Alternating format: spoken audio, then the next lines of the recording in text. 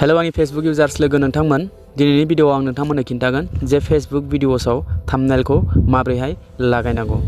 Thumbnail लागायोब्ला जोंहा grow' जानायनि गोबां चान्सेस थायो आरो भिडिअसफ्रावबो भिउस फैयो आरो इंगेजमेन्ट रिच जायो, गोदान अडियेन्सफ्रा कानेक्ट जायो। स' जोङो थाम्बनेलखौ लागायथारनांगौ। गोबाङानो भिडिअस बानायो ओरैनो हगारो, नाथाय थाम्बनेलखौ लागाया, जायनि जाहोनाव भिउसबो फैया, बेना रिचबो जाया। बेनिखायनो जोङो थाम्बनेलखौ लागायथारनांगौ लोगोफोर। इउटिउबाव जेरै जोङो थाम्बनेल लागायो भिडिअसआव, थिक फेसबुकआवबो जोङो थाम्बनेल लागायनांगौ। थाम्बनेल लागायनायनि साइजआ बेलेग जानो हागौ। लं भिडिअसखौ 16:9 खालामो आरो सोरबा 4:5 खालामो, सोरबा 1:1 खालामो। थिक बेफोरबायदि साइजनि मथे थाम्बनेलखौबो नोंथाङा क्रियेट खालामनानै बेफोरबायदिनो होनांगौ। नाथाय रिल्स भिडिअ नोंथाङा बानायोबा रिल्सआव एसेबां थाम्बनेलनि गोनांथि गैया, होयोबा नोंथाङाबो होनो हायो। नाथाय लं भिडिअसआव जोङो थाम्बनेलखौ होथारनांगौ। स' लोगोफोर भिडिअखौ नायलांदों। फेसबुक भिडिअसआव माबोरैहाय थाम्बनेल होयो बेखौ आं नोंथांमोननो खिन्थालांनोसै। सिगां एप्लिकेसन दंमोन क्रिएटर स्टुडिअ फेसबुक पेजनि, नाथाय बेयाव दा थाम्बनेलखौ एड खालामनो हाला, बेयाव थाम्बनेल लागायनो हाला। बे गोदान आपडेटआ फैबाय। दा नोंथाङा डाइरेक्टलि क्रोम ब्राउजाराव थांनानै क्रिएटर स्टुडिअ नोंथांनि फेसबुकआव लगइन जाग्रोनांगोन, बिनि उनावसो नोंथाङा थाम्बनेलखौ लागायनो हागोन। अब्ला भिडिअखौ नायलांदो, आं डाइरेक्ट खिन्थानोसै नोंथांनो क्रोम ब्राउजाराव थांनानै। दानिया आङो क्रोम ब्राउजाराव फैबाय लोगोफोर। नोंथाङा दानिया मा खालामगोन, बे सार्च बाराव क्रिएटर स्टुडिअ टाइप खालामनानै सार्च खालामदो। जेरैहाय आङो क्रिएटर स्टुडिअ टाइप खालामनानै बेयाव सार्च खालामनानै आंनि फेसबुकखौ लगइन खालामबाय। बेयाव फेसबुकआ बेफोरबायदि अपेन जाबाय। बेयाव डेस्कटप साइडआव खालामना लाग्रो सिगां, बिनिफ्राय नोंथाङा डेस्कटप मोडआव नोंथांनि फेसबुकआ क्रोम ब्राउजाराव अपेन जागोन।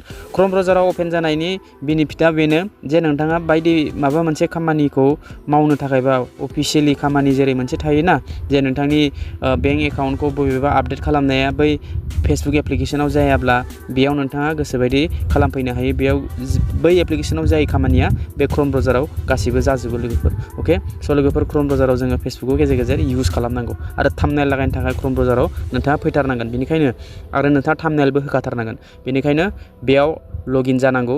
लगइन जानानै आं बेयाव आंनि प्रफाइलाव आं नोंथाङा बेयाव सेलेक्ट खालामनो हायो। नोंथाङा पेज ना प्रफाइल बबे मोनबेसे आइडि दं बेयाव श' जाखागोन।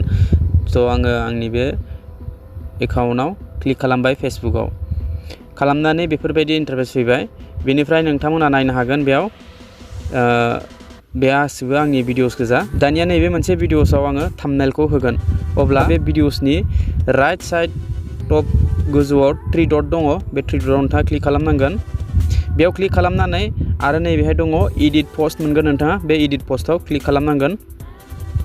बेयाव क्लिक खालामनानै बेफोरबायदि फैगोनथ'। बेफोरबायदि फैनानै दानाबा भिडिअ अपसन मोनगोन। बे भिडिअ अपसनाव नोंथाङा खनसे क्लिक खालामबावनांगोन। बेयाव क्लिक खालामनानै बेयाव दङ भिडिअ टाइटेल, टेक्स्ट, बेनिफ्राय एड केपसन, ओमफ्राय नैबे गाहायाव दङ चेन्ज थाम्बनेल। नोंथाङा जुदि बिनिफ्राय टाइटेल लागायनोबा टाइटेलबो नोंथाङा लागायनो हायो, बाट आङो टाइटेल होखादों सिगाङावनो। स' आङो चेन्ज थाम्बनेलाव आं क्लिक खालामनानै थाम्बनेलखौ होगोन बेयाव। बेयाव थाम्बनेलखौ होनो थाखाय चेन्ज थाम्बनेलाव क्लिक खालामगोन, ओमफ्राय आपल'ड इमेजाव क्लिक खालामगोन। आरो जुदि नोंथाङा भिडिअसनिफ्रायनो थाम्बनेलखौ होनो सानदोंब्ला नोंथाङा चुज फ्रम भिडिअआवबो नोंथाङा क्लिक खालामना होजायो।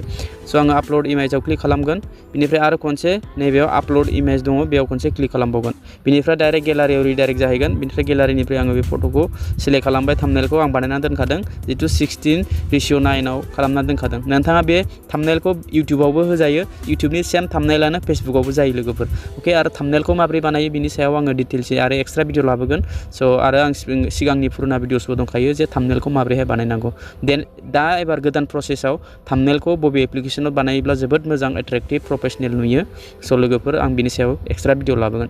दानिया नैबेयाव गाहायाव फैदो। थाम्बनेलखौ सेलेक्ट खालामखांनायनि उनाव नैबेयाव दङ सेभ। बे सेभनि अपसनाव क्लिक खालामबानो जाबाय। बे सेभनि अपसनाव क्लिक खालामनानै बे सेभिं जाबाय। बेनिफ्राय थाम्बनेला बेफोरबायदि सेट जाबाय। दानियाबा फाइनालि आरो खनसे सेभआव क्लिक खालामना होबावदो।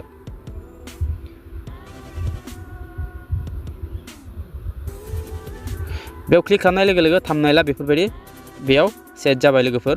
नोंथांमोना नायनो हागोन प्रफाइल फेसबुक प्रफाइल हेज साम इशू बे भिडिअखौ आङो दहाय बावैसो हगारदोंमोन स' आं बेयाव थाम्बनेलखौ बेयाव एड खालामबाय आरो लोगोसे नोंथांमोननोबो खिन्थाबाय अब्ला नोंथांमोना मिथिबाय जे फेसबुक भिडिअसआव थाम्बनेलखौ माबोरै लागायो अके स' भिडिअआ बेखिनियावनोमोन भिडिअखौ मोजां मोनोबा लाइक खालामदो आरो आंनि चेनेलाव फार्स्ट टाइम फैदोंबा चेनेलखौबो साबसक्राइब खालामनानै बेलनि नटिफिकेसन खालामनानै होदो आरो बे भिडिअखौ फेसबुकाव नायदोंबा पेजखौबो फल' खालामनानै भिडिअखौ लाइक खालामनानै होदो अके लोगोफोर अब्ला भिडिअ बेखिनियावनो लोगो मोनगोन next video tata bye bye and take care